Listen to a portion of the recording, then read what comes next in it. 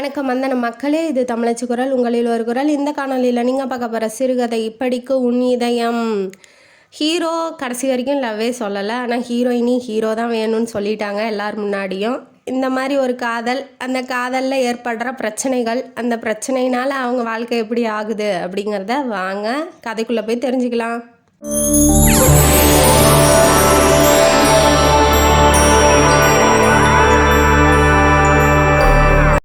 இந்த கதையோட ஆரம்பத்தில் ஹீரோயினி இன்ட்ரடியூஸ் பண்ணுறாங்க. ஹீரோயினி பேர் ஜனனி தான் ஹீரோயினி பேர். ஹீரோயினி ஒரு கூட்டு குடும்பத்தில் இருக்கிறாங்க. அவங்க அப்பா பேர் பரதன், அவங்க அம்மா பேர் செல்லம்மா. அவளுக்கு ஒரு தம்பி இருக்கான், அவன் பேர் அவினாஷ். இப்போ அவங்க அப்பாவோட அண்ணன் பேர் லக்ஷ்மணன், அவங்களோட பெரியம்மா பேர் அனுராதா, அவங்க பொண்ணு பேர் பூரணி. அவங்களுக்கும் ஒரு தம்பி இருக்கான், அவன் பேர் ரகுலாஷ். இப்போ பூரணி, அதாவது பெரியம்மாவோட பொண்ணுக்கு தான் இப்போ கல்யாணம் நடந்துகிட்ருக்கு. குடும்பமே கல்யாணம் வீட்டில் இருக்கிற மாதிரி கோலாகலமாக இருக்கிறாங்க. ஏன்னா கல்யாணம் நடக்குது இல்லையா பூரணிக்கு, அதனால் கல்யாண வீடு ஜேன்னு இருக்குது. பூரணி ரொம்ப மெச்சூர்டான பொண்ணு. பட் ஆனால் நம்ம ஹீரோயினி ஜனனி அப்படின்னா குழந்த மாதிரி பிஹேவ் பண்ணுவாங்க. அதாவது ஒவ்வொருத்தர் பார்த்துருக்கீங்க இல்லையா, பிஹேவியர் பெரிய பெரிய லேடி மாதிரி இருப்பாங்க, ஆனால் பிஹேவியர்லாம் பார்த்திங்கன்னா குழந்த மாதிரி இருக்கும். அவங்க அந்த வளர்ந்த விதம் அப்படிங்கிறதுனால அவளோட பிஹேவியர்லாம் குழந்த மாதிரி, எதை கேட்டாலும் உடனே செஞ்சு கொடுத்துட்றதுனால, கெஞ்சி கொஞ்சி அந்த மாதிரி பேசுறதுனால அவளை பார்த்தா குழந்த மாதிரி பிஹேவ் பண்ணுறா அப்படிங்கிற மாதிரி எல்லாரும் நினைப்பாங்களே ஒழிஞ்சு, அவள் பெரிய பொண்ணு மெச்சூர் ஆகிட்டா அப்படிங்கிற மாதிரி யாருமே நினைக்க மாட்டாங்க. அதனால் அவங்க செல்லம்மாவுக்கு, அதாவது அவங்க அம்மாவுக்கு ரொம்ப கவலை, கொஞ்சம் மெச்சூர்டாக பிஹேவ் பண்ணால் நல்லாயிருக்கும் அப்படிங்கிற மாதிரி கவலைப்படுறாங்க.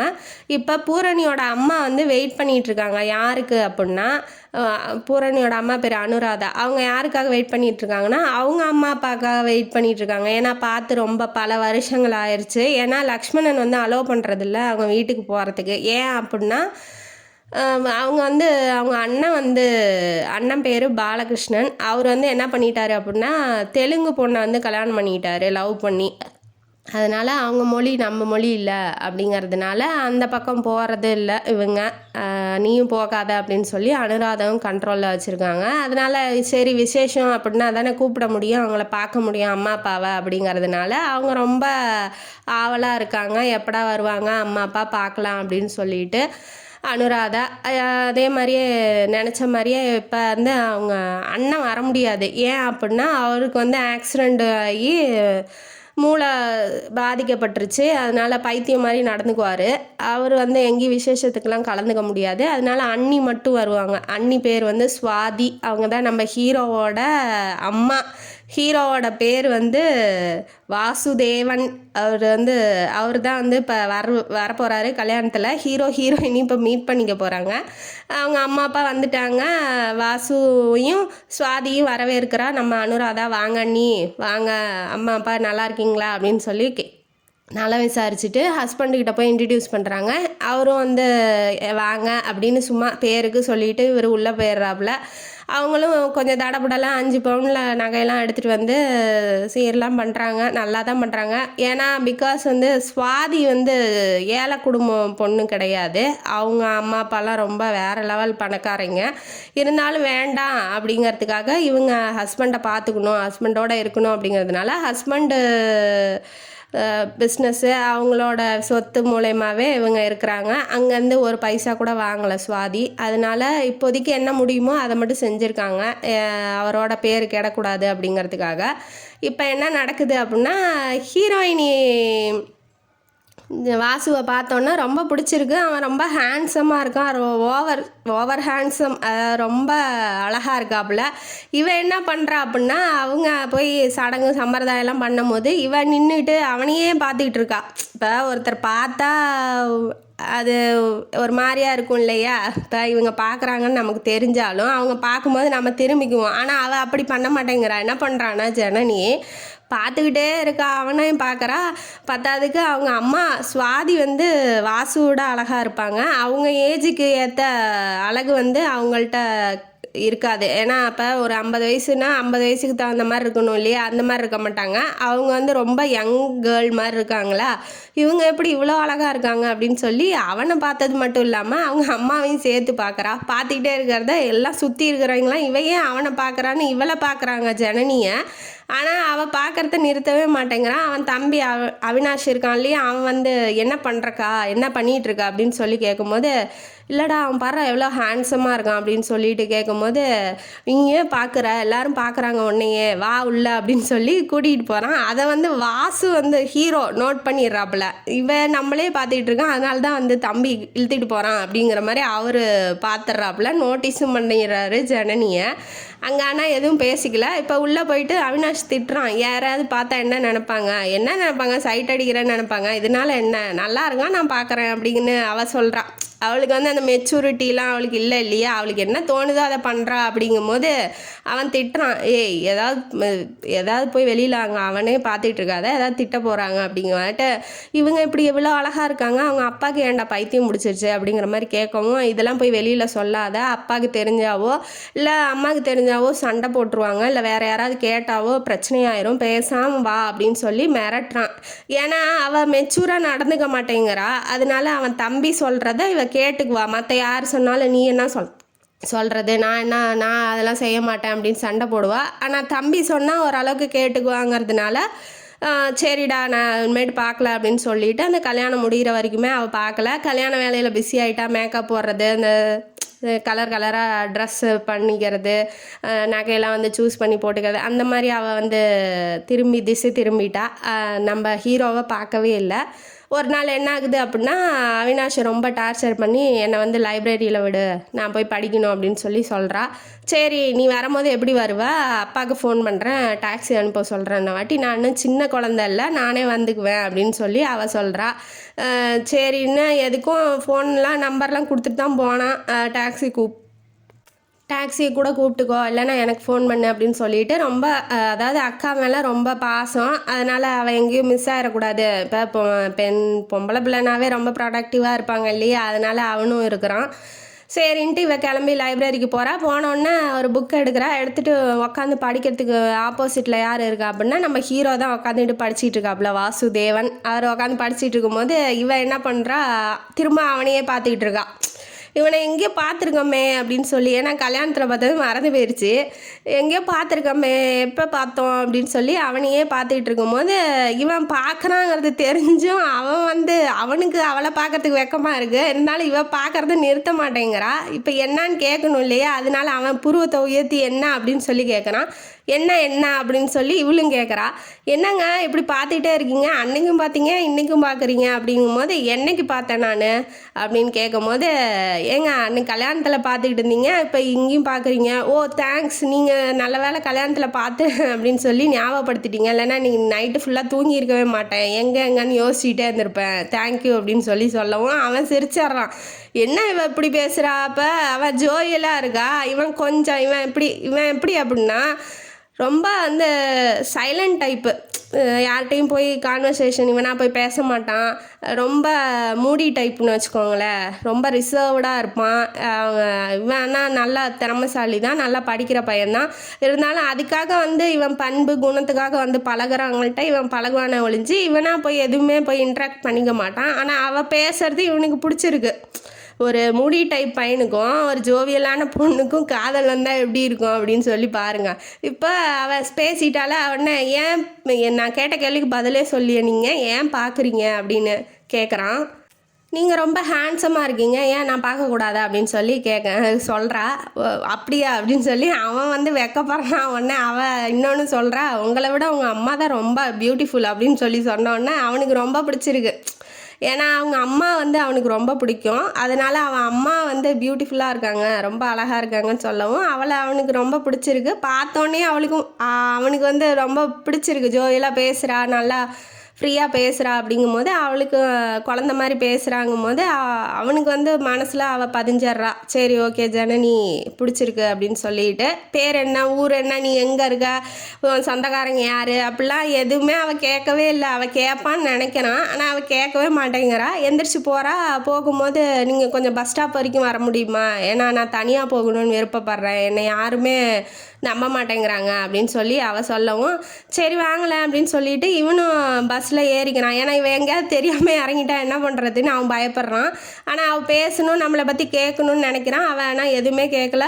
திரும்ப அவன்கிட்ட சொல்லிக்கவே இல்லை. அவளாக இறங்கி போயிட்டா. பஸ் ஸ்டாப்புக்கிட்ட அவன் தம்பி வந்து நிற்கவும் கூட்டிகிட்டு போயிட்டான். அவள் வந்து எதுவுமே போகும்போது எதுவுமே சொல்லலை, போயிட்டு வரணும்னு சொல்லலை, இல்லை தேங்க்ஸு பஸ் ஏற்றி விட்டதுக்கு அப்படின்னு எதுவுமே சொல்லலை.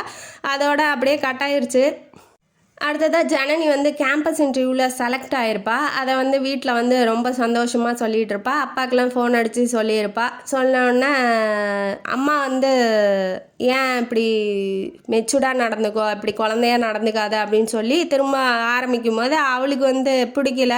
நீ எப்போ பார்த்தாலும் என்னை திட்டிகிட்டே இருக்க, ஏன் இப்படி திட்டிகிட்டே இருக்க அப்படின்னு சொல்லி அப்பாக்கிட்ட அழுதுட்டு ஃபோன் பண்ணின உடனே, நீ அழுகாதம்மா அப்படின்னு சொல்லிட்டு அவர் கிஃப்ட்டு வந்து வாங்கிட்டு வந்து கொடுக்குறாப்புல.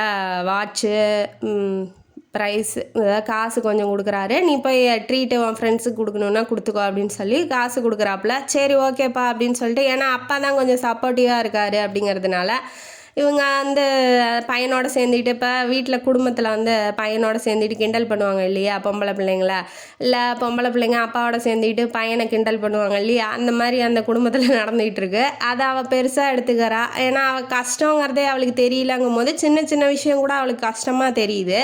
அதனால் அம்மா திட்டுறது இவங்க திட்டிகிட்டே இருக்காங்க, அவங்க பையன்தான் பிடிச்சிருக்கு அப்படிங்கிற மாதிரி அவள் யோசிக்கிறா. அடுத்தது என்ன பண்ணுறா, காசு எடுத்துகிட்டு ஃப்ரெண்ட்ஸு ரக்ஷா, இமான், அப்படி ஒரு 2-3 பேர் கூட இப்போ ரெஸ்டாரண்ட்டாக 5 ஸ்டார் ஹோட்டலுக்கு போகிறா சாப்பிட்றதுக்கு, ட்ரீட் கொடுக்கறதுக்கும். போய் சாப்பிட்டுட்டு இருக்கும்போது என்ன ஆகுது அப்படின்னா, பில்லை அதிகமாக யாரும் கவனிக்க மாட்டாங்க இல்லையா. அதனால் இப்போ எவ்வளோ பில்லு போட்டிருக்காங்களோ காசு கொடுத்துட்டு வந்துகிட்டே இருப்போம். அவன் என்ன பண்ணுறா, சும்மா சாதாரணமாக பில்லை ஒரு வாட்டி செக் பண்ணும்போது நம்ம சாப்பிடாத ஐட்டம்லாம் இவங்க போட்டு பில் போட்டிருக்காங்களே அப்படின்னு சொல்லி ஜனனி கண்டுபிடிச்சிட்டு இமான்கிட்ட சொல்லும் போது, அவன் பேரரை கூப்பிட்டு, என்னடா இது சாப்பிடவே இல்லை, நீங்கள் பில்லு போட்டிருக்கீங்கும் போது பக்கத்தில் டேபிளில் இருக்கவன் என்ன சொல்கிறான், ஆமாம் கூத்தடிச்சிக்கிட்டு இருந்தீங்கன்னா எப்படி உங்களுக்கு தெரியும் சாப்பிட்டதெல்லாம் அப்படின்னு சொல்லவும், அவன் தேவையில்லாமல் வந்து இன்டர்ஃபியர் ஆகிறான் பக்கத்து டேபிள்காரன். இவனுக்கு டென்ஷன் ஆகி இமான் கத்த ஆரம்பிச்சிடறான், நீ யார், இப்போ ஜென்ஸும் லேடிஸும் பேசிகிட்டு இருந்தால் உடனே கூத்தடிக்கிறாங்கன்னு அர்த்தமா, நீ உனக்கு என்ன தெரியும், நீ வந்து இங்கே பேசிகிட்டு இருக்க அப்படின்னு சொல்லி சண்டை பெருசாகிடுது. உடனே மேனேஜர் நம்ம ஹீரோ வந்துடுறாப்புல, அங்கே ஹோட்டலில் மேனேஜராக இருக்காப்புல ஹீரோ வாசுதேவன், அவர் வந்துடுறாப்புல. வந்தோடனே என்ன பிரச்சனை அப்படின்னு சொல்லி கேட்கும் போது, வாசு தெரிஞ்சவன் தானே, அதனால் இவன் என்ன பண்ணுறா, போய் பேசலான்னு போகும்போது அவன் வந்து சைலண்ட்டாக இரு அப்படிங்கிற மாதிரி சைகையில் சொல்லிடுறான். ஏன்னா தெரிஞ்சவங்கும் போது இன்னும் கொஞ்சம் எகிருவாங்க அப்படிங்கிறதுனால அவன் அப்படி சொல்லிட்டான். என்ன பிரச்சனை அப்படிங்கும்போது, இந்த மாதிரி பில்லு போட்டிருக்காங்க அப்படின்னு வாட்டி பேரரை கூப்பிடும்போது, இல்லை சார் இவங்க தான் சாப்பிட்டாங்க, இருந்தாலும் ஜனனி ஒரு பார்வை பார்க்குறான், இல்லைன்னு அவள் தலையாட்டினோன்னா அவன் கன்ஃபார்மே பண்ணிடுறான், சரி அவள் பிள்ளையாட்டங்குது அப்படின்னு சொல்லிட்டு. இவன் என்ன பண்ணியிருக்கான் பேரர் அப்படின்னா, ரூமுக்கு ஆர்டர் போடுறதெல்லாம் இவன் இந்த பில்லில் சேர்த்திட்டு அவன் ஃப்ரீயாக சாப்பிட வச்சுருக்கான் அந்த ரூமில் இருக்கிறவங்கள்ட்ட. இதனால் பில்லை வந்து நான் திரும்ப போட சொல்கிறேன், நீங்கள் கவலைப்படாதீங்க அப்படின்னு சொல்லிட்டு இவன் போயிடுறான். அந்த அந்த தேவையில்லாமல் ஒருத்தர் இன்டர்வியூ பண்ணாலே அவனையும் திட்டி விட்டுறான். என்ன இப்போ ஃப்ரெண்ட்ஸாக இருக்கக்கூடாதா, ஏன் சார் தப்பாக நினைக்கிறீங்க, எந்த காலத்தில் இருக்கீங்க அப்படின்னு சொல்லிட்டு திட்டிகிட்டு போயிடுறான். உன்னை என்ன பண்ணுறேன் பாரு, உன்னை வேலையை விட்டு தூக்க போகிறேன் அப்படிங்கும்போது, ஐயோ சார் இதுக்கு தான் வெயிட் பண்ணிகிட்ருக்கேன், சீக்கிரம் தூக்க சொல்லுங்கள் அப்படின்னு சொல்லிட்டு அவன் சாதாரணமாக பேசுகிறான். இதெல்லாம் பார்த்துட்டு அவளுக்கு பிடிச்சிருக்கு ஜனனிக்கு. ஏன்னா வாசுவோட நடை உடை பாவனையெல்லாம் பார்த்து பிடிச்சவளுக்கு, அவன் பேசுகிற தோரணை, அவன் ஹேண்டில் பண்ணுற விதம், இதெல்லாம் பார்த்தவன் ரொம்ப பிடிச்சிருக்கு அவளுக்கு. அவன்கிட்ட பேசிகிட்டே இருக்கணும்னு நினைக்கிறா. அப்புறம் இந்த தடவை என்ன சொல்கிறா அப்படின்னா, சாரி தேங்க்யூ அப்படின்னு சொல்லி 2 வார்த்தை பேசுகிறா போகும்போது. ஏன் எதுக்கு சாரி எதுக்கு தேங்க்யூங்கும் போது, அன்றைக்கி பஸ் ஏற்றி விட்டீங்க இல்லையா, அதுக்காக நான் சொல்லாமல் போயிட்டேன், அதுக்காக சாரி, இன்றைக்கி ப்ராப்ளமை தீர்த்து வச்சுட்டீங்க, அதனால் தேங்க்யூ அப்படின்னு சொல்லிடுறா. அவளுக்கே தெரியாமல் அவள் ஃபோன் நம்பரை வந்து எடுத்துட்றான். உங்கள் பேரை இது ஃப்ரெண்டுக்கிட்ட இன்ட்ரடியூஸ் பண்ணி வைக்கிறா, இந்த மாதிரி என்னோட கசின் அப்படின்னு சொல்லிட்டு. ஆனால் அவன் பேர் என்னன்னு கேட்குறா. அவள் வந்து சொல்ல தெரியல ஜனனிக்கு, ஏன்னா பேர் என்னன்னு கூட தெரியாது. அவங்க சொல்லுவாங்க கசின்னு சொல்லியிருக்காங்க இல்லையா அப்படின்னு சொன்னோடனே, நானே பேர் வச்சிடவா அப்படின்னு சொல்லி ஜனனி கேட்கும்போது, வேண்டாம் நானே சொல்லிடுறேன்னு வாசுதேவன் இன்ட்ரடியூஸ் பண்ணிக்கிறான். உடனே வாசுதேவன் அப்படின்னு சொல்லி ஜனனிக்கும் தெரிய ஆரம்பிக்குது. 2 பேரும் ஒருத்தருக்கு ஒருத்தர் பார்த்துக்கிறாங்க. இதை பார்த்த ஃப்ரெண்டு வந்து சரி ஏதோ லவ் பண்ணுறாங்களாட்டது அப்படின்னு சொல்லி அவளும் நினச்சிக்கிறா. ஃபோன் நம்பர் ஏதாவது தேவைப்படுதா சார் அப்படின்னு சொல்லி கேட்கும்போது, அந்த ஃப்ரெண்டு வந்து வாசுக்கிட்ட கேட்கும்போது, நானே எடுத்துக்கிட்டேங்க அப்படின்னு சொல்கிறான். ஏன் அவன் ஃபோன் வச்சுருப்பா, அதுலேருந்து அவன் ஃபோனுக்கு ரிங்கு விட்டு ஃபோனு நம்பரை வந்து எடுத்திருப்பான். ஏன்னா இவனுக்கு பிடிச்சிருக்கு இல்லையா வாசுவுக்கு ஜனனியை, அதனால அவள்கிட்ட பேசணும்னு நினச்சிருக்கா. ஃபோன் பண்ணுறான். ஃபோன் பண்ணல, மெசேஜ் பண்ணுறான், வீட்டுக்கு போயிட்டீங்களா அப்படின்னு சொல்லிட்டு. இவன் வந்து திடீர்னு எடுத்து பார்க்கவும், இது வாசு, நான் வாசுதேவன், நீங்கள் வீட்டுக்கு போயிட்டீங்களா அப்படின்னு சொல்லி மெசேஜ் பண்ணியேன். வாசு எப்படி மெசேஜ் பண்ணுறாரு, நம்ம நம்பரே கொடுக்கலையே அப்படின்னு சொல்லிட்டு இவளும் திரும்ப மெசேஜ் பண்ணுறா, என் நம்பர் உங்களுக்கு எப்படி தெரிஞ்சிருக்கு அப்படின்னு சொல்லிட்டு. அப்புறம் என்ன பண்ணுறா, நீங்கள் தானே கொடுத்தீங்க அப்படின்னு சொல்லி அவன் பண்ணுறான். அப்படியே பேசிட்டு அப்படியே கான்வர்சேஷன் தொடர்ந்து போயிட்டே இருக்கு. எப்போ பார்த்தாலும் ஃபோனு பேச்சு, வாசு கூடயே எப்படா ஃபோன் பண்ணுவான். இவளுக்கு வந்து டெம்ட் ஆகிட்டா, அவன் பேசிக்கிட்டே இருக்கான் இல்லையா, அதனால அவன் பண்ணலன்னா கூட இவெல்லாம் மெசேஜை போட வேண்டியது, ஏன் ஃபோன் பண்ணல, ஏன் பேசலான்னு பேச வேண்டியது. இந்த மாதிரி 2 பேத்துக்குள்ளேயும் காதல் கொஞ்சம் கொஞ்சமாக உருவாக ஆரம்பிக்குது. இவன் என்ன பண்ணிட்டான், ஒரு கட்டத்துக்கு மேலே ஃபோனும் பண்ணுறதில்ல, மெசேஜும் பண்ணுறதில்ல, ஃபுல்லாக நிறுத்திட்டான். ஏன்டா நிறுத்தினா, என்னடா ஆச்சு அப்படின்னு சொல்லிட்டு இவளுக்கும் ஒன்றும் புரியல. நம்ம ஏதாவது தப்பாக பேசிட்டோமா, இல்லை ஹர்ட் பண்ணிட்டோமா, இல்லை நம்ம ஏதாவது மெச்சூரிட்டி இல்லாமல் ஏதாவது பேசிட்டோமா அப்படின்னு சொல்லிட்டு இவளுக்கு ஒன்றுமே புரியல. ஃபோனும் அடிச்சு பார்க்குறா, ஃபோனும் எடுக்க மாட்டேங்கிறான். உடனே பக்கத்தில் இருக்க இமானோட ஃபோனை வாங்கி அடிக்கிறா. 2 ரிங்கில் எடுத்துட்றான். ஹலோ யாருங்க அப்படிங்கும்போது, இது இமானோட ஃபோனு அப்படின்னு சொல்லி சொல்கிறா. குரல் அவனுக்கு தெரியும் இல்லையா, அதனால் ஜனனி தான் பேசுகிறா அப்படின்னு அவனுக்கு தெரிஞ்சிருச்சு. ஏன் ஃபோன் எடுக்கல அப்படின்னு சொல்லி கேட்கும்போது, இல்லை ஃபோனை எடுத்தால் அவங்கள்ட்ட பேசிகிட்டே இருக்கணும் போல் தோணுது அப்படிங்கும்போது, ஏன் பேசுனா என்ன, நீங்கள் ஏன் என்கிட்ட பேச மாட்டேங்கிறீங்க, நான் ஏதாவது தப்பாக பேசிட்டேனா அப்படின்னு சொல்லி கேட்கும்போது, இல்லை நீங்கள் பேசிகிட்டே இருந்தால் நான் வந்து ஐ லவ் யூ ஜனனின்னு சொல்லிடணும்னு எனக்கு பயமாக இருக்குது அப்படின்னு சொல்லி அவன் சொல்லவும், இவன் வந்து ஷாக் ஆகிட்டா. என்ன ஐ லவ் யூவா, என்னடா சொல்கிற அப்படின்னு சொல்லிட்டு அவன் வந்து ஃபோனை கட் பண்ணிட்டா. இவன் என்ன எது தப்பாக சொல்லிட்டோமோ அப்படின்னு சொல்லி இவன் நினச்சி பார்க்குறான். நினச்சி பார்த்ததுக்கப்புறம் தான் இவனோட குடும்ப சூழ்நிலை என்னன்னு சொல்லி இப்போ நினச்சி பார்க்குறான். அம்மா அப்பா இல்லை குடும்பம் எப்படி இருக்குது அப்படிங்கிறது இப்போ ஹீரோவோட கதை என்ன அப்படிங்கிறது இப்போ கதையில் வருது. ஹீரோவோட அப்பா பாலகிருஷ்ணன் வந்து ஹீரோவோட அம்மாவான சுவாதியை லவ் பண்ணி கல்யாணம் பண்ணியிருப்பாங்க. ஏன்னா தொழில் விஷயமாக போயிருப்பாப்புல, அங்கேயே லவ் வந்திருக்கும், அதனால் கல்யாணம் பண்ணிக்கிட்டாரு. அவங்க வந்து தெலுங்கு பேசுகிறவங்க. கல்யாணம் பண்ணிக்கிட்டதுனால தான் இப்போ இந்த பிரச்சனை வந்துச்சு இல்லையா, அவங்க தங்கச்சி பேசுகிறதில்ல. இப்போ அந்த பிரச்சனை வந்துச்சு. இப்போ அவங்க பைக்கில் போயிட்டுருக்கும்போது ஆக்சிடெண்ட் ஆயிடுச்சு. இருந்தாலும் ஹஸ்பண்டை விட்டுட்டு போகக்கூடாது, லவ் பண்ணதுனால அவர் என்ன ஆனாலும் பரவாயில்ல, அவரை கடைசி வரைக்கும் காப்பாற்றணும் அப்படிங்கிற எண்ணம் வந்து அவங்களுக்கு ரொம்ப, அதாவது ஹீரோவோட அம்மா எப்படின்னா ஒன்று நினச்சிட்டாங்கன்னா அதை கடைசி வரைக்கும் மெயின்டைன் பண்ணிடுவாங்க. நம்ம எப்படியாவது அவரை வந்து குணப்படுத்தினோம், எப்படியாவது காப்பாற்றணும் அப்படின்னு சொல்லி அவங்க நினச்சிட்டாங்க. இவருக்கு இப்படி ஆயிடுச்சு அப்படிங்கும்போது அவங்க அம்மா அப்பா கூட கூப்பிட்றாங்க. அவங்க அம்மா அப்பாலாம் ரொம்ப பெரிய பணக்காரங்க, 5 ஸ்டார் ஹோட்டல்லே 5 வச்சுருக்காங்க. அங்கே தான் இப்போ வேலை செஞ்சிட்ருக்காப்புல நம்ம ஹீரோ. ஏன்னா இவங்களுக்கு ஹெல்ப் பண்ணணும் அப்படின்னு சொல்லி அவங்க அம்மா அப்பா வருவாங்க. ஆனாலும் வேண்டாம், அவரோட சொத்தே இருக்குது, அதை விற்றே நாங்கள் சாப்பிட்டுக்குறோம், வேண்டாம் உங்களோட ஹெல்ப்பே வேண்டாம் அப்படின்னு சொல்லி அவங்க அம்மா சொல்லியிருப்பாங்க. ஏதாவது ஹெல்ப் பண்ணணும், இல்லை என்னால் முடிஞ்சதை பண்ணணும்னு அவங்க அம்மா அப்பா ரொம்ப இன்சிஸ்ட் பண்ணதுனால ஹீரோவுக்கு 5 ஸ்டார் ஹோட்டலில் மேனேஜர் மாதிரி ஒரு போஸ்டிங்கில் ஹெல்ப் பண்ணுறதுக்காக கொடுத்துருக்காங்க. இருந்தாலும் வேண்டான்னு தான் சொன்னாங்க. பரவாயில்ல, ஒரு ஹெல்பிங் டெண்டன்சி தானே அப்படிங்கிற மாதிரி. ஏன்னா இவருக்கும் சொத்து அதிகம்தான், வீடு நிலம்லாம் இருக்குது, அதெல்லாம் விற்று தான் இப்போ பார்த்துட்ருக்காங்க. அவங்க மெடிக்கல் செலவு, அவங்க குடும்பத்துக்கு ஏற்ற செலவெல்லாம் அது மூலமாக பண்ணிகிட்ருக்காங்க சுவாதி. அதனால் நம்ம வந்து இப்போ நமக்கு 22 வயசு தான் ஆகுது, நம்ம ஏன் இப்பயே லவ்வில் போய் விழுந்து அம்மாவுக்கு எந்த ஹெல்ப்பும் அதாவது அம்மா வந்து விட்டுட்டு போகலை அப்பாவை அப்படிங்கிறதே அவர் மனசில் ஆழமாக பதிஞ்சிருக்கு. அதுவும் இல்லாமல் அப்பா வந்து அம்மா நல்லா பார்த்துக்கிறாங்க அப்படிங்கிறதும் அவருக்கு பதிஞ்சிருக்கிறதுனால அம்மா என்ன சொன்னாலும் அவர் கேட்பாப்புல. வாசு அப்படின்னா அம்மா என்ன சொல்கிறாங்களோ அது கரெக்டாக இருக்கும், அது கேட்பாப்புல. அவர் மீறி எதுவும் செய்ய மாட்டார். ரொம்ப பாசம் அம்மா மேலே. அதனால் என்ன பண்ணுறாருன்னா, அம்மாவுக்கு எந்த ஹெல்ப்புமே நம்ம பண்ணாமல் நம்ம எப்படி நம்ம வாழ்க்கையை தேடிக்கிறது, நம்ம எப்படி இந்த வயசுலேயே லவ் பண்ணுறது, அதனால் நம்ம அவசரப்பட்டு ஜனனிகிட்ட சொல்லிட்டோமோ அப்படிங்கிற மாதிரி அவர் ஃபீல் பண்ணுறாரு.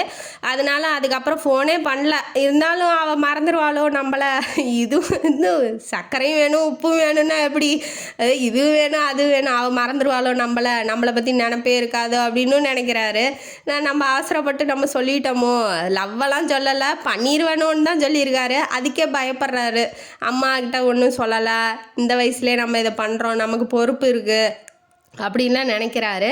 அப்போ அவங்க தாத்தாவுக்கு வந்து உடம்பு சரியில்லாமல் போயிடுது. அதாவது அவங்க அப்பாவோட அம்மா அப்பா உயிரோடு தான் இருக்காங்க.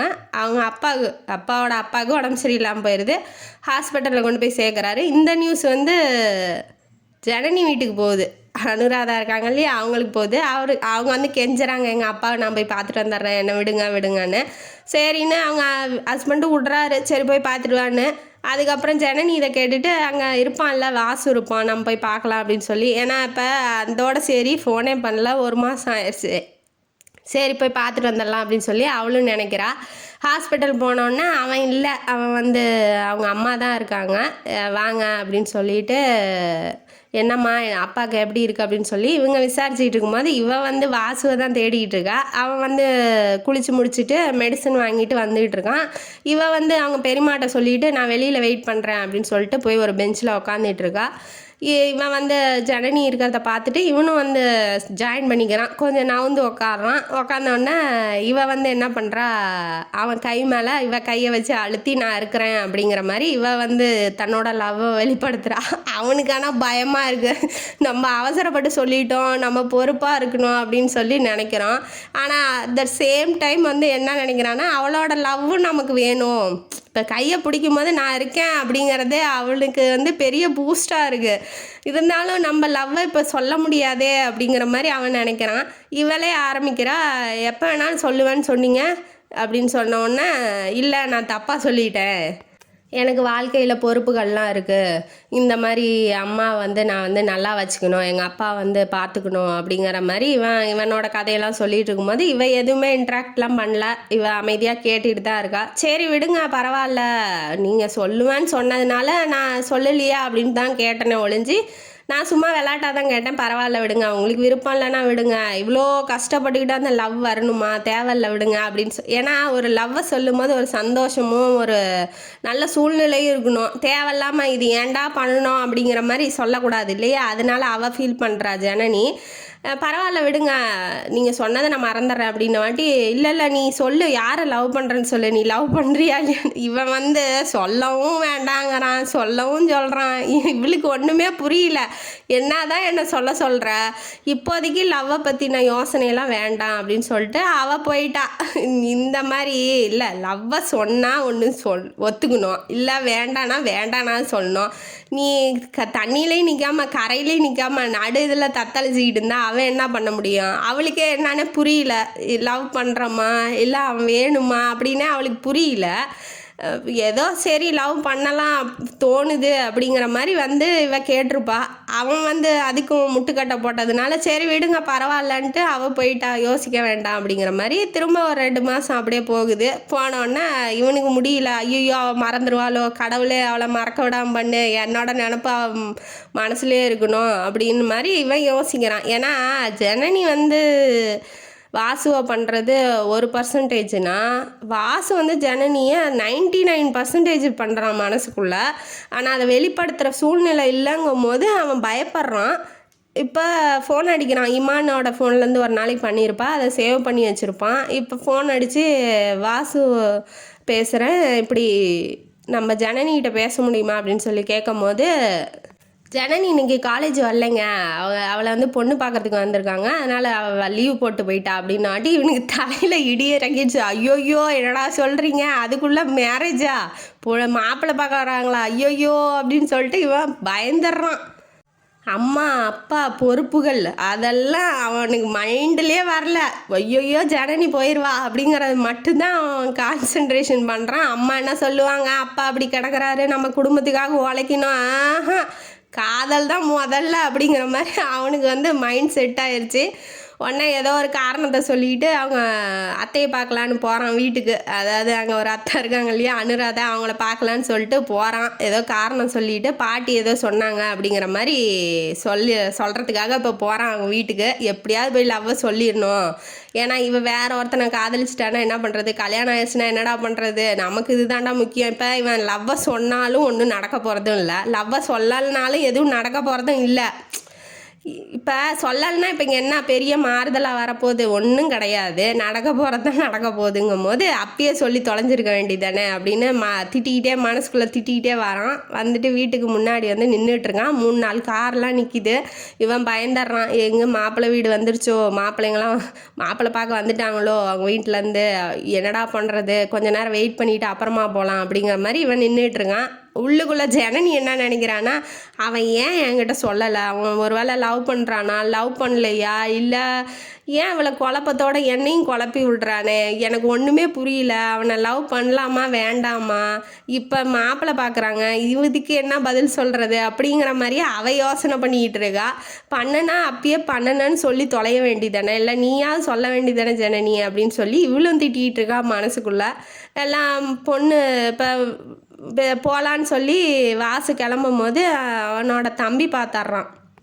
வாங்கத்தான் சொல்லி உள்ளே கூட்டிகிட்டே போயிடுறான். வாசத்தான் வாங்கன்னு சொல்லி உள்ளேயும் கூட்டிகிட்டு போயிடுறான். இவனுக்கு என்ன பண்ணுறதுன்னு ஒன்றும் புரியல. சரி சைலண்ட்டாக நின்றுட்டுருக்கான், பார்த்துக்கிட்டு இருக்கான். ஜனனிக்கிட்ட வந்து அந்த மாப்பிள்ளையோட அம்மா வந்து கேள்வி கேட்டுட்டு இருக்காங்க. இவ பதில் சொல்லிகிட்டு இருக்கா, என்ன பண்ணுறது, என்ன நடந்துக்க, எப்படி என்ன பேசுறது அப்படிங்கிற மாதிரி இவ யோசனை பண்ணிக்கிட்டு பதில் சொல்லிக்கிட்டு இருக்கா.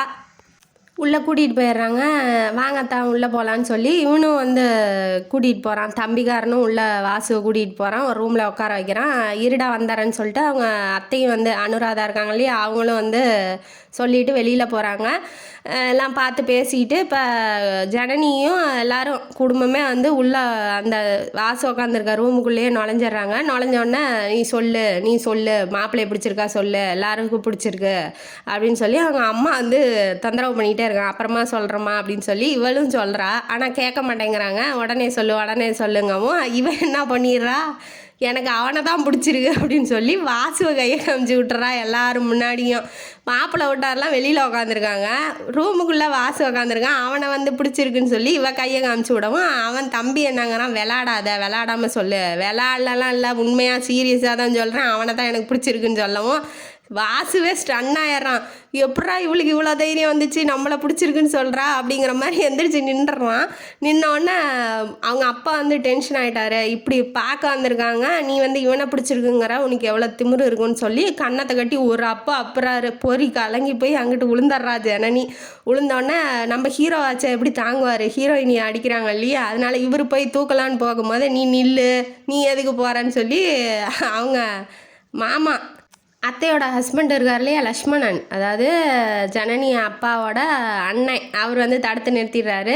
நீ போவாத அப்படிங்காட்டி, நீ எதுக்கு இங்கே வந்த அப்படின்னு கேட்டவுடனே அவனும் உண்மையை சொல்லிடுறான். இவளுக்கே எவ்வளோ தெரியாது, நம்மளும் உண்மையை சொல்லிடுறேன், நான் ஜனனியை பார்க்க தான் வந்தேன் அப்படின்னு சொல்லவும் எல்லாரும் ஷாக் ஆயிடுறாங்க. இது எப்படா நடந்துச்சு, இவெல்லாம் லவ் பண்ணுவாளான்னு நினச்சாங்க. ஆனால் இவள் லவ் பண்ணுறாளே அப்படிங்கிற மாதிரி இப்போ எல்லாம் ஷாக்கில் நிற்கிறாங்க. உடனே அவங்க அப்பா திரும்ப ஜனனி அடிக்க போகும்போது அடிக்காதீங்க அப்படின்னு சொல்லி சொல்கிறதுக்கு சத்தம் போட்டு சொல்கிறான். உடனே அவங்க அப்பா, நான் என் பொண்ணை அடிப்பேன், என்ன வேணாலும் பண்ணுவேன், அதை கேட்க நீ யார முதல்ல வெளியில் போடான்னு சொல்லி சொல்கிறாப்புல ஹீரோவை. சொன்னோன்னா நான் என்னால் போக முடியாதுடா அப்படிங்கிற மாதிரி இவனும் நிற்கிறான். நின்றுட்டு ஜனனியை வா போகலாம், என் கூடயே வந்துரு, வா போகலான்னு சொல்லி கூப்பிட்றான். ஆனால் ஜனனி வந்து வரமாட்டேன்னு தலையாட்டிடுறா. அவள் தான் வரமாட்டேங்கிறாள், நீ போடா வெளியில் அப்படின்னு சொல்லிடுறாங்க. சொன்னோடனே இவன் போகவே மாட்டேங்கிறான், நிற்கிறான் அப்படியே. அவங்க தம்பி வந்து என்ன சொல்லிடுறாங்க, வாங்கத்தான் போகலாம், இப்போதைக்கு சுச்சுவேஷன் சரியில்லை, வாங்க போயிடலாம் வாங்கன்னு சொல்லி எப்படி இழுத்துட்டு வந்தானோ அதே மாதிரியே வாங்க போகலான்னு தள்ளிட்டு வரான். உங்கள் அப்பாவை அடிக்க வேணான்னு சொல்லு, ஜனனியை அடிக்கக்கூடாது, அவள் மேலே எந்த தப்பும் இல்லை, எல்லாம் என்னால் தான் வந்துச்சு, அவளை அடிக்க வேணான்னு சொல்லு, அவங்க அப்பா அவளை அடித்து தான் அவங்களோட அப்பான்னு சொல்லி நிரூபிக்கணும்னு எந்த அவசியமும் இல்லை அப்படின்னு சொல்லி அவன் சொல்கிறான். ஏன்னா ஹீரோயினி அடி வாங்குறா இல்லையா, அதனால் தாங்க முடியல, அதனால் அப்படி சொல்லும் போது சரி தான் நான் பார்த்துக்கிறேன், யாரும் அடிக்க மாட்டாங்க அப்படின்னு சொல்லி இவன் நல்லா ஸ்டபனாக சொல்லவும் அவன் வந்து ஒத்துக்கிட்டு வெளியில் போயிடுறான். இப்போ வீட்டில் இப்போ கலாட்டா ஆயிடுச்சு இல்லையா, இப்போ அந்த கலாட்டாவெல்லாம் அவங்க அம்மாட்ட சொல்லிகிட்டு இருக்கான். சாரிகிட்ட ஹீரோ வந்து சொல்லிகிட்டு இருக்காப்புல, நீ ஏன்டா அந்த வீட்டுக்கு போன, கல்யாணத்துலேயே பார்த்தேன்டா அந்த பொண்ணு ரொம்ப விளையாட்டுத்தனமாக இருக்குடா, அதை ஏன்டா போய் லவ் பண்ணுற, அந்த பொண்ணை எனக்கு பிடிக்கலடான்னு சொல்லிட்டாங்க. அவள் அப்படி விளையாட்டுத்தனமாக இருக்கிறது தானே இவனுக்கு பிடிச்சிருக்கு. அதை எவ்வளவோ சொல்லி பார்க்குறான், இல்லைம்மா அப்படிலாம் இல்லை, அவள் ரொம்ப நல்லவ, நான் தான் லவ் பண்ணுறேன், அவள் எதுவுமே தப்புலாம் பண்ணல அப்படிங்கிற மாதிரி இவன் எவ்வளோ எடுத்து சொல்கிறான். ஆனால் சுவாதி வந்து ஒரு முடிவு பண்ணிட்டா அப்படின்னா அவளை மாற்ற முடியாது அப்படிங்கிறது அவனுக்கு தெரியும். அதனால அவன் எதுவுமே பேசலை. இந்த மாதிரி கலாட்டா ஆயிடுச்சு அப்படிங்கிற மாதிரி அவளை கட்டினா அவளை தான் கட்டுவாங்கிற மாதிரி ஓரளவுக்கு சொல்லிட்டு இவன் எந்திரிச்சு போகிறான். ஆனால் சண்டையெல்லாம் பெருசாக ஏற்படலை. இருந்தாலும் இந்த அம்மாவுக்கு பிடிக்கலன்னு சொல்லிட்டாங்க இல்லையா, வா நீ அவங்க வீட்டில் போய் கலாட்டா பண்ணது தப்பு, வா மன்னிப்பு கேட்டு வந்துடலாம் அப்படிங்கும்போது நான்லாம் எங்கேயும் வரமாட்டேன், வாடா ராவடா அப்படின்னு சொல்லி இந்த தெலுங்குலையா தெலுங்கில் பேசிக்கிட்டு இருக்காங்க.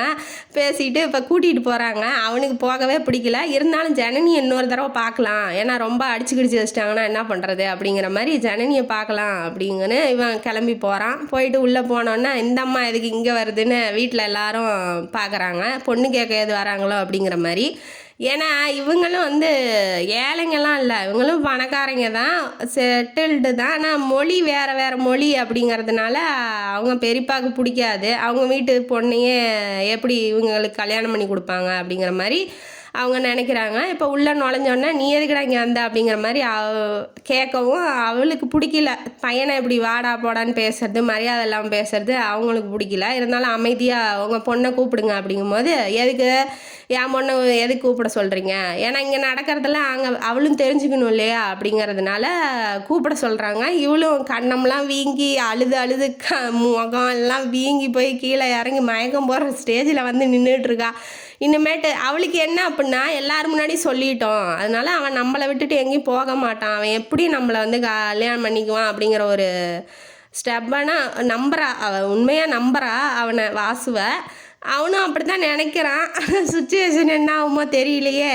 இப்போ இவளும் வந்து நின்றுட்டாளா, என் பையன் உங்கள் பொண்ணை திரும்பி கூட பார்க்க மாட்டான், உங்கள் பொண்ணை பற்றி பேசவும் மாட்டான், உங்கள் பொண்ணு பின்னாடி வரமாட்டான், இது நான் உங்களுக்கு கொடுக்குற வாக்கு அப்படின்னு சொன்னோடனே அதை உங்கள் பையனை சொல்லுங்க அப்படின்னு சொல்லி சொல்கிறா. அவங்க அம்மா யார், ஜனனியோட அம்மா சொல்லவும், ஏவடா என்ன ஏன் அமைதியாக இருக்கா செப்பு அப்படின்னு சொல்லி இவங்க தெலுங்கில் சொல்கிறாங்க. செப்புரா என்னத்தை சொல்கிறது, நானும் சொல்ல மாட்டேன்னு சொல்கிறான். செப்புறாங்கிறேன் அப்படின்னு இவங்க தெலுங்கில் மிரட்டவும், நான் பார்க்க மாட்டேன் அவங்க அம்மா மிரட்டவும் அப்படி சொல்லிட்டானா. இவளுக்கு என்னன்னா ஜனனி இதெல்லாம் பார்த்துக்கிட்டு தெலுங்கு ரொம்ப முக்கியம், அவன் ஏன் பார்க்க போகிறான், நம்மளெல்லாம் பார்க்க வைக்கிறான் அவன் அப்படின்னு சொல்லி அவன் மனசுக்குள்ளே நினைக்கிறா. ஜனனி நினச்சிக்கிட்டு அப்படியே வாங்கின அடியெல்லாம் உனக்கு திரும்ப கொடுக்காம விட மாட்டேன்டா அப்படின்னு சொல்லி மனசுக்குள்ளேயே நினச்சிக்கிட்டு இருக்கா. ஏன்னா இவனும் எந்த ஸ்டெப்பும் எடுக்க மாட்டேங்கிறான். எடுத்தவளையும் இப்படி கழட்டி விட்டானா அவளுக்கு எவ்வளோ டென்ஷன் ஆகும். அவள் டென்ஷனில் நின்றுக்கிட்டு அழுதுகிட்டு இருக்கா. முதல்ல அடித்தது வலிச்சிச்சு, இப்போ மனசு வலிக்கிற மாதிரி நின்றுட்டு இருக்கா. இவனே அவன் தம்பிங்களும் அதே தான் நினைக்கிறானுங்க, இவரையே அவளை அவளெல்லாம் இவர் பார்க்க வைக்கிறாரு அப்படிங்கிற மாதிரி அவன் தம்பிங்களும் அதே தான் நினைக்கிறாங்க. இன்னொரு தடவை என் பையனை மரியாதை இல்லாமல் தேர்ட் ரேட்டு பொறுக்கி மாதிரி ட்ரீட் பண்ணுற வேலைலாம் வச்சுக்காதீங்க.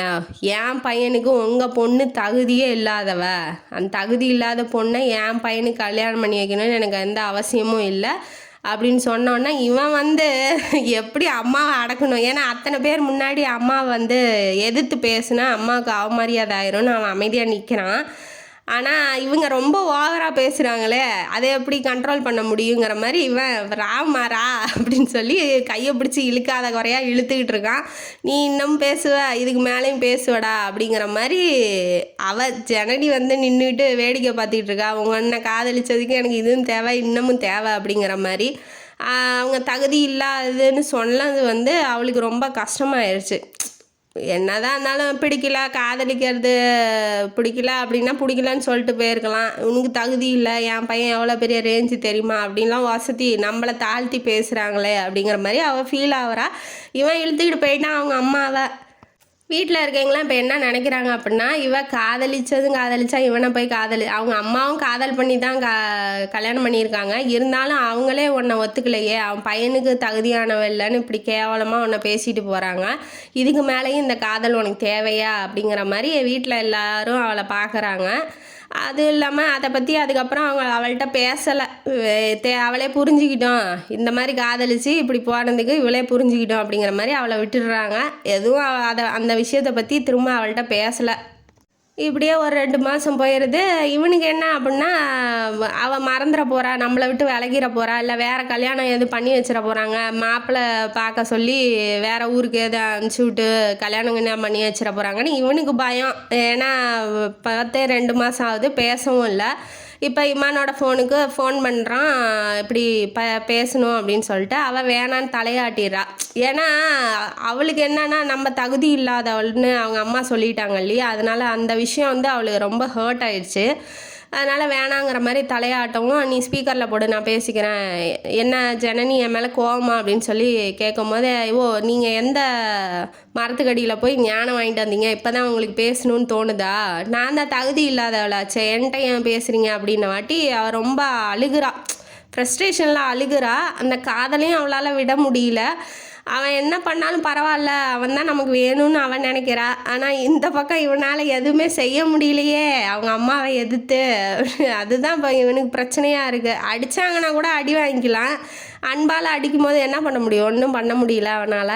அதனால் இவன் என்ன பண்ணுறா, அப்படி சொல்லவும், சாரி ஜனனி, நீ என்னை மன்னிச்சிரு, உன்னை பார்க்கணும் போல் இருக்கு, நீ வா, நம்ம பேசி என்ன பிரச்சனையோ அம்மா நான் எப்படியாவது சமாதானப்படுத்திடுறேன், நீ கவலைப்படாத அப்படின்னு சொல்லும் போது அவன் என்ன சொல்கிறான்னா, வீட்டில் எல்லோரும் என்னை பொண்ணு மாப்பிள்ளை, இந்த மாப்பிள்ளை பிடிச்சிருக்கா, அந்த மாப்பிள்ளை பிடிச்சிருக்கான்னு சொல்லி கேட்குறாங்க. அது இல்லாமல் ஒவ்வொருத்தராக உட்கார வச்சு அட்வைஸ் பண்ணுறாங்க. என்னால் தாங்கவே முடியல, உங்களை மனசில் நினச்சிட்டு வேறு யார்கிட்டையும் போய் என்னால் வாழவும் முடியாது, யாரையும் என்னால் ஏமாற்றவும் முடியாது, நாம் 2 பேரும் ரிஜிஸ்டர் மேரேஜ் பண்ணிக்கலாம் அப்படிங்கிற மாதிரி அவள் சொல்லவும் அவனுக்கும் ஒத்துக்கிறோமா, வேறு வழி, சரி அப்புறமா போய் அம்மாவை சமாதானப்படுத்திக்கலாம், இல்லை எங்கள் வீட்டில் என்னை வேண்டான்னு சொல்லிட்டா கூட நான் ஹாஸ்டலில் போய் தங்கிக்கிறேன், நீங்கள் வந்து பாருங்கள் அப்படின்னு சொல்லி அவள் தைரியமாக பேசுகிறா. இவனும் ஒத்துக்கிறான், இப்போ ஜனனி வேணும்னு தான் நினைக்கிறான், ஒத்துக்கிறான். சரி அம்மாவிட்ட அப்புறமா சமாதானப்படுத்திக்கலாம் அப்படிங்கிற மாதிரி ஒத்துக்கிட்டு ரிஜிஸ்டர் ஆஃபீஸ் முன்னாடி போய் நின்றுட்டுருக்கா, வெயிட் பண்ணிகிட்ருக்கா. ரொம்ப நாள் கழித்து பார்க்க போகிறோம், அதாவது 2-3 மாதம் ஆயிடுச்சு வாசுவை பார்த்து, அதனால் பார்க்க போகிறோங்கிற ஒரு ஆர்வத்தோட ஃப்ரெண்டுக்கிட்ட வந்து கையெழுத்து போட ஃப்ரெண்டெல்லாம் கூட்டிகிட்டு வந்து நின்றுக்கிட்டா. ஃப்ரெண்டுக்கிட்டே கேட்குறான், நான் ரொம்ப அழகாக இருக்கேன்னா அவனுக்கு வந்து கரெக்டாக இருப்பேன் தானே அப்படிங்கிற மாதிரி. ஏன்னா இவன் ஒரு நார்மலான பொண்ணு, நார்மலாக ஓரளவுக்கு அழகாக இருக்கா, அவன் வந்து ஓவர் ஹேண்ட்ஸம்மு. அதனால் இவன் பயப்படுறா, கரெக்டாக இருக்கேன்னா, மேக்கப்லாம் நல்லா இருக்கா, நான் அவனுக்கு தகுதியானவளா அப்படின்னு சொல்லி கேட்டுக்கிட்டு இருக்கா ஃப்ரெண்டுக்கிட்ட. நீ நல்லா தாண்டி இருக்கேன்னு அவளும் சொல்லிக்கிட்டு இருக்கா. அப்படியே போகுது, நேரம் போயிட்டே இருக்கு, அவன் ஆளே காணோம், ரெஜிஸ்டர் ஆஃபீஸ் பக்கமே வரல. அப்புறம் ஒரு 4-5 மணி நேரம் கழித்து ஃபோன் வருது. யாருக்கிட்ட இருந்து, நம்ம ஹீரோ சார் வாசுக்கிட்ட வந்து ஃபோன் வருது, இந்த மாதிரி அப்பா இறந்து போயிட்டாரு அப்படின்னு. இதுக்கு மேலே என்ன பண்ண முடியும், ஒன்றும் பண்ண முடியாது, சரி பாருங்க அப்படின்னு சொல்லி இமான் வச்சிட்றான். இந்த பக்கம் அவ்வளோதான், அந்த ரிஜிஸ்டர் மேரேஜும் க்ளோஸு. கடவுளே வந்து நம்மளை கல்யாணம் பண்ணிக்க வேண்டாம் அப்படின்னு சொல்லி நினைக்கிறாரு, அதனால தான் இந்த மாதிரி நடக்குது, வேண்டாம் அப்படின்னு சொல்லி ஜனனியும் ஒரு தப்பான முடிவு பண்ணுறோமோ அப்படிங்கிற மாதிரி அவளுக்கும் தோணுது. இந்த பக்கம் இந்த காரியத்தெல்லாம் முடிச்சிட்ருக்கான் இவன். இந்த வீட்டுக்கு வந்தோடனே எங்கே போயிருந்தேன் அப்படின்னு சொல்லி கேட்கும்போது அவன் உண்மையை சொல்லிடுறான், அந்த மாதிரி ரிஜிஸ்டர் ஆஃபீஸுக்கு கல்யாணம் பண்ண போயிருந்தேன் அப்படிங்கும்போது, நீலாம் திருந்தவே மாட்டா, திருந்தாத ஜென்மம் அப்படிங்கிற மாதிரி அவள் சொல்கிறா. இந்த பக்கம் அவள் அழுதுகிட்டு இருக்கா, எப்படியாவது எங்கள் அண்ணனை போய் பார்க்கணும், விடுங்கன்னு. அந்த பெரியம்மா வந்து அழுதுகிட்டு இருக்கு. கல்யாணத்துக்கு போகலன்னா கூட பரவாயில்ல, காரியத்துக்கு போகலன்னா வந்து தப்பாக நினைப்பாங்க, உங்கள் பிரச்சனையெல்லாம் அப்புறம் பார்த்துக்கோங்க, வாங்க போகலான்னு சொன்னாட்டி வாடா அப்படின்னு சொல்லி அவரையும் ஜனனியோட அப்பாவையும் கூட்டிகிட்டு இப்போ காரியத்தெல்லாம் முடிச்சுக்கிட்டு ஹீரோவும் ஹீரோயினையும் ஒரு தவளை மீட் பண்ணுறாங்க. அவன் என்ன சொல்லிடுறான்னா, வேண்டாம், இவ்வளோ பேர்த்த கஷ்டப்படுத்திக்கிட்டு நம்ம கல்யாணம் பண்ணி புள்ள பெற்று என்ன பண்ண போகிறோம், ஒன்றும் பண்ண போகிறதில்ல, உங்கள் அம்மாவுக்கு என்ன பிடிக்கல, எங்கள் வீட்லேயும் யாரும் இந்த கல்யாணத்துக்கு ஒத்துக்கல, அதனால் வேண்டாம் விடுங்க பிரிஞ்சிடலாம் அப்படிங்கும்போது, இல்லை ஜனனி அப்படின்னு சொல்லி ஏதோ பேச வரான். வேண்டாம் வாசு, நீங்கள் உங்கள் வேலையை பாருங்கள், நான் என் வேலையை பார்க்குறேன் அப்படிங்கிற மாதிரி அவள் சொல்லிடுறா. இவ்வளோ பேரை கஷ்டப்படுத்திக்கிட்டு நம்ம வாழ்ந்து என்ன பண்ண போகிறோம், ஒன்றும் பண்ண போகிறதில்ல அப்படிங்கிற மாதிரி அவள் சொல்லிட்டு போகிறா. அந்த சுச்சுவேஷனில் அவனுக்கு அதுதான் கரெக்டுங்கிற மாதிரி தெரியுது. ஏன்னா வயசு சின்ன வயசு, இந்த வயசில் போய் வேலை கையில் இல்லை, சம்பாதிக்கவும் முடியாது, அம்மா வேறு பார்த்துக்கணும், ஒரு பொறுப்பு வரணும் இல்லையா, அதனால் இப்போதைக்கு வேண்டான்னு 2 பேரும் முடிவு பண்ணிட்டு போயிடுறாங்க. 5 வருஷம் ஓடிடுது. 5 வருஷம் கழித்து வாசு வந்து ஒரு ஐஎஃப்எஸ், அதாவது ஃபாரின் ஆஃபீஸ்லலாம் வேலை செய்வாங்க இல்லையா, இந்தியன் ஃபாரின் ஆஃபீஸில் இன்டர்நேஷ்னல் ஃபாரின் சர்வீஸு அதில் வந்து ஒரு பெரிய ஆஃபீஸராக இருக்காப்புல நம்ம ஹீரோ வாசு. டெல்லியில் இருக்காப்புல. ரொம்ப டிப்டாப்பாக முன்னே இருந்ததை விட இப்போ ரொம்ப ஓவர் ஹேண்ட்ஸமாக ஆயிட்டாப்புல. தாத்தா பாட்டியோட இருக்காப்புல. அவங்க ஹஸ்பண்ட் இறந்ததுனால சுவாதி வந்து அப்பா இறந்ததுனால அம்மா வந்து அவங்க அம்மா வீட்டோட போய் இருந்துக்கோங்க, அதாவது அவங்க ரொம்ப கூப்பிட்றாங்க, வா நான் உன்னை பார்த்துக்கிறேன் அப்படிங்கும்போது, இனிமேட்டாவது இருங்கம்மா, பொண்ணாக இருங்க போங்க அப்படின்னு சொல்லி அனுப்பிச்சி விட்டுட்டான். தாத்தா பாட்டி கூட மட்டும் இவன் இருக்கிறான். இந்த பக்கம் ஜனனின்னா அவளும் ஒரு ஆஃபீஸாக போயிட்டுருக்கா. ஒவ்வொரு ஊராக அமெரிக்கா, அப்புறம் இந்த பக்கம் ஹைதராபாத்து, அந்த மாதிரி இவளும் வேலையில் பிஸியாக வச்சுக்கிறா. வேறு வழி ஒன்றும் பண்ண முடியல. 5 வருஷம் ஓடிடுச்சு. இவளும் கல்யாணம் பண்ணிக்கோன்னு சொல்லி அவங்க வீட்டில் எல்லோரும் வற்புறுத்துறாங்க. அவள் வேண்டான்னு சொல்லிட்டு வேலையிலே மும்முரமாக ஈடுபட்டு ஏதோ வாழ்க்கை வாழணுங்கிறதுக்காக வாழ்ந்துட்டுருக்கா. சாப்பாடெலாம் ரொம்ப டேஸ்ட்டாலாம் சாப்பிட்றதில்ல. முன்ன மாதிரி குழந்தைத்தனமான பேச்செல்லாம் எதுவுமே கிடையாது. சைலண்ட்டாக ஆகிட்டா. ரொம்ப மனசில் அடிபட்டுருச்சு இல்லையா, அதனால் அவளால் வெளிக்காட்டிக்காமல் இருக்க முடியல. ரொம்ப சைலண்ட்டாக ஆகிட்டா. இப்போ பேசினா போதும், ஜனனி பேசினா போதுங்கிற மாதிரி அவங்க வீட்டில் இருக்கிறவங்களாம் நினைக்கிறாங்க. அது இல்லாமல் அவங்க தம்பிலாம் திட்டுறான் அவங்க அம்மாவை, ஏன் பண்ண என்ன, அந்த வாசத்தானுக்கு என்ன குறைச்சல், இப்போ பாரு எவ்வளோ பெரிய ஆஃபீஸராக ஆகிட்டாப்புல, அப்பயே பண்ணி வைக்க வேண்டியதானே, வாழ்க்கையே அது நல்லா இருந்திருக்கும்ல, நீங்கள் தான் கெடுத்துட்டீங்க. அந்த மாதிரி அவங்க வீட்டில் வந்து இப்போ வாசுவை கல்யாணம் பண்ணாலும் பரவாயில்ல, அவனோட ஓடி போனாலும் பரவாயில்ல, இப்போ அப்போதைக்கு அவள் கல்யாணம் பண்ணால் போதுங்கிற மாதிரி அவங்க அம்மா அப்பா வந்துட்டாங்க. ஏன்னா இப்போ கல்யாணமே வேணாங்கிற ரேஞ்சில் அவள் இருக்கா. இந்த பக்கமும் அதே நிலமை தான். எல்லாம் சம்பாரித்து நல்லா பெரிய ஆஃபீஸராக இருந்தாலும் அவன் மனசுக்கு பிடிச்ச பொண்ணு ஜனனிங்க தான். அப்படிங்கும்போது அவனும் வாழ்க்கையில் பற்று இல்லாமல் இருக்கான். பக்கத்துலேயே ஒரு வடக்கு பொண்ணு வந்து காஃபி கொடுக்கறது, டீ கொடுக்கறது, அந்த மாதிரி வந்து ட்ரை பண்ணது. ஆனாலும் அவனுக்கு பிடிக்கலையே, என்ன பண்ணுறது, ஒன்றும் பண்ண முடியல. ஃபோன் பண்ணி அவங்க தாத்தா பாட்டி வந்து அவங்க அம்மாவுக்கு, ஹீரோவோட அம்மாவுக்கு ஃபோன் பண்ணி, அவனுக்கு கல்யாண வயசு வந்துருச்சு, என்ன கல்யாணம் பண்ணாமல் இருக்கா அப்படின்னு சொல்லி கேட்கும்போது, அவன் தான் எதுக்குமே பிடி கொடுத்து பேச மாட்டேங்கிறானே, அவன் எப்படி பேசுவான், அவனுக்கு பிடிச்ச பொண்ணை தான் நீ வேணான்னு சொல்லிட்டியே. அப்படிங்கும்போது அவன் அந்தளவுக்கு லவ் பண்ணுறானா, ஏன்னா ரிஜிஸ்டர் ஆஃபீஸ் வரைக்கும் போயிட்டு கல்யாணம் பண்ணுற ரேஞ்சில் இவன் இருந்தான் அப்படிங்கிறது அவங்க அம்மாவுக்கு தெரியாது. தெரிஞ்சிருந்தா அந்த சீனே வேறு மாதிரி இருந்திருக்கும். தெரியாதுங்கிறதுனால இப்போ தான் தெரியுது. இப்போ தான் அவங்க சொல்கிறாங்க, இந்த மாதிரி கல்யாணம் பண்ணுற ரேஞ்சுக்கு போயிட்டான். அப்போ பையன், அதாவது வீட்டுக்காரர் செத்ததுனால அது நின்று போயிடுச்சு அப்படிங்கிற மாதிரி சொன்னோன்னா, இந்த அளவுக்கு பையன் லவ் பண்ணுறானா அப்படிங்கிறது எனக்கு தெரியல. அந்த பொண்ணும் வேணான்னு சொல்லிட்டு போயிடுச்சு, குடும்பத்தை கஷ்டப்படுத்திட்டு நம்ம வாழ வேண்டாம் அப்படிங்கிற மாதிரி போயிடுச்சு அப்படின்ன வாட்டி, அந்த பொண்ணும் நல்ல பொண்ணாக தான் இருக்குது, நம்ம மேலே தான் தப்பு அப்படிங்கிற மாதிரி யோசிக்கிறாங்க. அதனால் பையனோட சந்தோஷம்தான் நம்ம சந்தோஷம்னு இப்போ நினைக்கிறாங்க. ஏன்னா இவன் யாரையுமே இனிமேட்டு கல்யாணம் பண்ணிக்க போகிறதும் இல்லை, அந்த பக்கமும் கல்யாணம் பண்ணிக்க போகிறதும் இல்லை. ஜனனியும் ஹீரோயினி மட்டும்தான் தனித்தனியாக இருக்காங்க. அவங்க இதயம் வந்து ஒரே மாதிரி தான் இருக்குது. இவன் துடிச்சிக்கிட்டு காதலுக்காக. இப்போ ஃபங்க்ஷன் பூரணி கல்யாணம் ஆச்சு இல்லையா, கதை ஆரம்பத்தில் அவங்க பையனுக்கு மொட்டை அடித்து காது குத்துறாங்க. அந்த ஃபங்க்ஷனுக்கு வந்து ஜனனியை பார்க்கணுன்னு பூரணி ஆசைப்படுறதுனால ரொம்ப வலுக்கட்டாயம் பண்ணி வர சொல்கிறாங்க. இந்த பக்கம் இந்த அம்மா யார், சுவாதி வந்து வேணுன்னே ஃபோன் அடித்து அனுராதாவுக்கு, அதாவது அவங்க நாத்தனாரா, அவங்களுக்கு ஃபோன் பண்ணி, என்ன நல்லா இருக்கீங்களா, வீட்டில் விசேஷம் இருக்குது, அண்ணி வரீங்களா அப்படின்னு சொல்லி சாதாரணமாக கேட்டிருப்பாங்க. ஏன் எங்களெல்லாம் கூப்பிட மாட்டிங்களான்னு வாட்டி, நாங்களும் வரோம் அப்படின்னு சொல்லி இப்போ ஹீரோவை கூட்டிக்கிட்டு அந்த ஃபங்க்ஷனுக்கு சுவாதியும் ஹீரோவும் வராங்க ஃபங்க்ஷனுக்காக. இந்த பக்கம் ஜனனியும் வரா. அந்த ஃபங்க்ஷனில் இப்போ திரும்ப ஹீரோயினி 2 பேரும் மீட் பண்ணிக்க போகிறாங்க. குழந்தை மொட்டை அடித்து அழுதுகிட்டு இருக்கா, அது தூக்கி வச்சுக்கிட்டு இருக்கா ஜனனி. தூக்கி வச்சுட்டா, முன்னாடி வந்து நார்மலாக இருந்தால் இப்போ அதை விட வந்து ரொம்ப கொஞ்சம் கீழே போயிட்டா. ஏன்னா காதல் தோல்வி, பிரிஞ்சிருக்கிறது எல்லாமே வருத்தத்தில் மூஞ்செல்லாம் ஒடுக்கல் உடுந்து ரொம்ப ரொம்ப அடிப்பட்ட இது மாதிரி ஆயிட்டா. ஒரு மாதிரி டல்லாக, ஃபேஸ்லாம் க்ளோ இல்லாமல் ரொம்ப அழகுலாம் குறைஞ்சி போயிட்டா. ஆனால் இவன் ஹேண்ட்ஸமாக தான் இருக்கான். இவன் வந்து என்ன ஜனனி நல்லா, குழந்தைய வச்சுட்டு திரும்பும் போது, என்ன ஜனனி நல்லா இருக்கியா அப்படின்னு சொல்லி கேட்கும் போது, அவனை 5 வருஷம் கழித்து பார்க்குறா. அந்த காதல் வந்து திரும்ப வருது. அவனை பார்த்தோன்னா அவளுக்கு என்ன பேசணுன்னே தெரியல, கண்ணிலேருந்து தண்ணி மட்டும்தான் வருது. தொடச்சிட்டு அவள் பாட்டுக்கு குழந்தைய பூர்ணிகிட்ட கொடுத்துட்டு இவள் பாட்டுக்கு போயிட்டா. பஸ்ஸில் ஏறி அவங்க வீட்டுக்கு போயிட்டா. இந்த பக்கம் அவங்க அம்மா வேறு கத்துறாங்க, ஏன் விடா என்ன லவர் பாய்ன்னு சொல்கிற, பாட்டுக்கு போகிறா, என்னடா லவ் பண்ண, 5 வருஷம் கழித்து வந்து பார்க்குற, ஹக் பண்ணி கிஸ் பண்ண வேணாம்மா, என்னடா லவ் பண்ண அப்படின்னு சொல்லி நீ வேஸ்ட்டுடா அப்படின்னு சொல்லி திட்டுறாங்க எல்லோரும் முன்னாடியும். அதுக்காதுமா அப்படின்னு சொல்லி அவனும் தெலுங்கில் பேசுகிறான். இது என்ன இப்படி பேசிக்கிறாங்க, ஏன்னா இப்போ 2 வீட்லேயும் எப்படியாவது இதுங்க கல்யாணம் பண்ணால் போதுங்கிற மாதிரி ஸ்டேஜுக்கு வந்ததுனால அவங்களுக்கு எப்படியாவது ஒன்று சேர்ந்தால் போதும் அப்படின்னு நினைக்கிறாங்க. இந்த அம்மாவும் நீ போய் சமாதானப்படுத்துறா அப்படின்னு சொல்லி விட்டுறாங்க.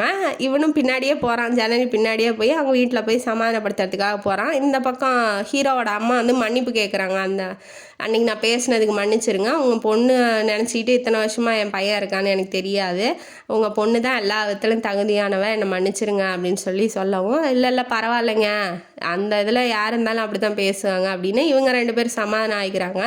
ஹீரோ வந்து இப்போ சமாதானப்படுத்துறதுக்காக ஹீரோயினி ரூமுக்குள்ளே ஹீரோயினி வந்து அழுதே சலிக்கிறாங்க. ஜனனி அப்படின்னு சொல்லி தலையை தூக்கி இது பண்ணும்போது அவள் அழுதுகிட்டே இருக்கா. அப்படியே தூக்கி பிடிச்சி ஹக் பண்ணிக்கிறாரு. எத்தனை வருஷம் வந்து பார்க்குறேன், என்னை வந்து பார்க்கக்கூட மாட்டியா, முகத்தை காமி அப்படின்னு சொல்லி முகத்தை தூக்குனோன்னா அவன் என்ன சொல்கிறான்னா, நீங்கள் ரொம்ப ஹேண்ட்ஸம் ஆகிட்டீங்க அப்படின்னு சொல்கிறா. அவனுக்கு சிரிப்பாக வருது, நீயும் தான் அழகாக இருக்க, நீங்கள் பொய் சொல்கிறீங்க அப்படின்னு சொல்லி அவள் வந்து இத்தனை வருஷம் லவ் இருக்குது இல்லையா, அவள் வந்து யாரையுமே லவ் பண்ணவும் இல்லை, பண்ண போகிறதும் இல்லை, ஒன்லி ஒன் வாசு தாங்கும் போது அவள் ரொம்ப லவ்வில் ஹக் பண்ணிக்கிறா. அவனும் கண்ணீரில் தொடச்சி விட்டுட்டு கன்னத்தில் கிஸ் கொடுக்குறான். அப்புறமேட்டு ஒருத்தருக்கு ஒருத்தர் கிஸ் பண்ணிக்கிறாங்க. ரொம்ப லவ் பண்ணுறாங்க இல்லையா, 5 வருஷம் கழித்து சேர்ந்துருக்காங்க. கதவு திறந்துருக்கு, யாராவது பார்க்க போகிறாங்க, யாரும் பார்க்க மாட்டாங்க. நீ அழுகாத, அழுதுகிட்டு இருந்தால் எனக்கு பிடிக்காது, தெரியும்ல, நீ அழுகக்கூடாது, இனிமேட்டு நம்ம வாழ்க்கையில் வந்து எல்லாமே சந்தோஷமாக தான் நடக்கும், ஏன்னா நீ பிரிஞ்சு போனதுக்கப்புறம் என் வாழ்க்கையில் நான் பெரிய ஆளாக ஆகிட்டேன், நீயும் பெரிய ஆளாக ஆகிட்ட, இனிமேட்டு நம்ம கல்யாணம் பண்ணிக்கிட்டதே யாரும் தடுக்க மாட்டாங்க அப்படின்னு சொல்லி இவன் கதையாக விட்டுக்கிட்டு இருக்கான். அவன் எங்கே அதெல்லாம் கேட்குறா, அவனையே பார்த்துக்கிட்டே இருக்கும்போது நான் சொல்கிறது உனக்கு புரியுதா இல்லையா அப்படின்னு மட்டும் என்ன கதை பேசிகிட்டு இருக்கீங்க தேவையில்லாமல், நீங்கள் ரொம்ப ஹேண்ட்ஸம் ஆகிட்டீங்க போங்க அப்படின்னு சொல்லி அவள் சொல்லிகிட்டு இருக்கா. நீ கடைசி வரைக்கும் என்ன வந்து கதை சொல்லிகிட்டு இருக்கேன்னு சொல்லிட்ட, நான் எவ்வளோ கஷ்டப்பட்டேன்னு சொல்லிகிட்டு இருக்கேன் அப்படின்னு சொன்ன வாட்டி, ஏங்க வேண்டாத கதையெல்லாம் பேசிகிட்டு இருக்கீங்க, எல்லாரோட வெற்றியும் ஒரே மாதிரியே இருக்காதுங்க, ஒவ்வொருத்தருக்கும் ஒவ்வொரு வெற்றி வந்து டிஃப்ரெண்ட்டாக இருக்கும், எல்லாத்துக்கும் ஒரே மாதிரி அமையாது, உங்களுக்கு அமைஞ்சது எனக்கு அமையாது, எனக்கு அமைஞ்சது உங்களுக்கு அமையாது, ஏன் அதை பேசிக்கிட்டு அப்படின்னு சொல்லிட்டு அவள் சொல்கிறா. நல்லபடியாக கல்யாணம்லாம் முடிஞ்சு நல்லபடியாக ஹஸ்பண்ட் ஒய்ஃபாக நல்லா வாழ்கிறாங்க. பொழுதுனிக்கும் ஒய்ஃபு பின்னாடியே சுற்றிக்கிட்டு இருக்கான் நம்ம வாசு. 5 வருஷம் பிரிஞ்ச வேதனையெல்லாம் இப்போ எந்த பொண்ணை பார்த்தாலும் அவனுக்கு வந்து ஆசையோ இல்லை ஃபீலிங்கோ எதுவுமே இல்லை. ஜனனியை பார்த்தா மட்டும்தான் அவனுக்கான காதல் உணர்வு வருது. அப்படிங்கும்போது அவளை ரொம்ப லவ் பண்ணுறான் அவன். இருந்தாலும் அவளுக்கு வந்து அவனை விட அழகில் கம்மியாக இருக்கும், அவனுக்கு தகுதியானவன் இல்லையோ அப்படிங்கிற மாதிரியே அவன் ஃபீல் பண்ணி சொல்லுவாள். நான் உங்களுக்கு மேட்ச் இல்லை அப்படின்னு சொல்லி, நீ தான் என்னோடய மேட்ச் பாக்ஸு, நீ பற்ற வச்சாதான் நான் பற்றிக்குவேன் அப்படிங்கிற மாதிரி அவன் ஒரு கவிதையை சொல்கிறான். 2 பேரும் இப்போ ஒருத்தருக்கு ஒருத்தர் நல்லா காதலித்து நல்லா வாழ்க்கையை வாழ்ந்துட்டு இருக்காங்க.